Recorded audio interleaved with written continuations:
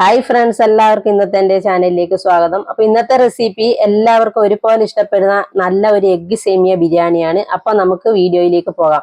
വളരെ സിമ്പിൾ ആയിട്ട് തയ്യാറാക്കാൻ പറ്റുന്ന ഒരു റെസിപ്പിയാണിത്. അപ്പൊ അതിന് വേണ്ടിയിട്ട് ഒരു കടായി സ്റ്റൗവിലേക്ക് വെച്ച് നന്നായിട്ട് ചൂടാകുന്ന സമയത്തേക്ക് ഒരു കപ്പ് സേമിയ കട്ട് ചെയ്തിട്ട് നന്നായിട്ടൊന്ന് വറുത്തെടുക്കുക. പിന്നീട് അതിലേക്ക് ആവശ്യത്തിനുള്ള വെള്ളം ഒഴിച്ച് ആവശ്യത്തിനുള്ള ഉപ്പിട്ട് 1 ടീസ്പൂൺ എണ്ണയും കൂടി ഒഴിച്ച് അതിനെ ഒരു 3-4 മിനിറ്റ് വേവിച്ചെടുക്കുക. അതിനുശേഷം ഒരു അരിപ്പയിലേക്ക് കോരിയിടുക. പിന്നീട് ആ അരിപ്പയിലേക്ക് തന്നെ നമ്മൾ കുറച്ച് പച്ചവെള്ളം കൂടി ഒഴിച്ച് അതിനെ ഊറ്റി മാറ്റി വെക്കുക. പിന്നീട് ഒരു കടായി സ്റ്റൗവിലേക്ക് വെച്ച് അതിലേക്ക് 2-3 മുട്ട ഒഴിച്ച് അതിലേക്ക് ആവശ്യത്തിനുള്ള ഉപ്പിട്ട് 1 ടീസ്പൂൺ കുരുമുളക് ഇട്ട് അതിനെ നന്നായിട്ട് ചിക്കിയെടുത്ത് ഒരു ബൗളിലേക്ക് മാറ്റി വെക്കുക.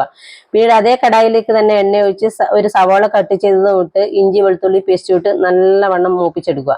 അതിനുശേഷം ക്യാരറ്റ് കട്ട് ചെയ്തത്, ക്യാപ്സിക്കം കട്ട് ചെയ്തത്, ബീൻസ് കട്ട് ചെയ്തിട്ട് ആവശ്യത്തിനുള്ള ഉപ്പിട്ട് അതിനെ ഒന്ന് നന്നായിട്ട് വഴറ്റിയെടുക്കുക.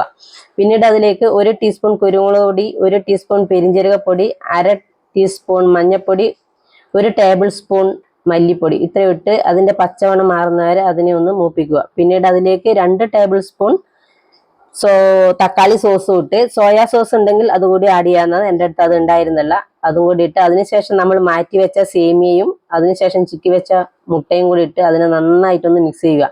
അതിനുശേഷം അതിന്റെ മുകളിലേക്ക് കുറച്ച് മല്ലിയിലയും കൂടി ഇട്ട് നന്നായിട്ടൊന്ന് മിക്സ് ചെയ്തെടുക്കുക. അപ്പൊ നമ്മുടെ സേമിയ ബിരിയാണി ഇവിടെ റെഡി. എല്ലാവരും ഇഷ്ടപ്പെട്ടാൽ ലൈക്ക് ചെയ്യുക,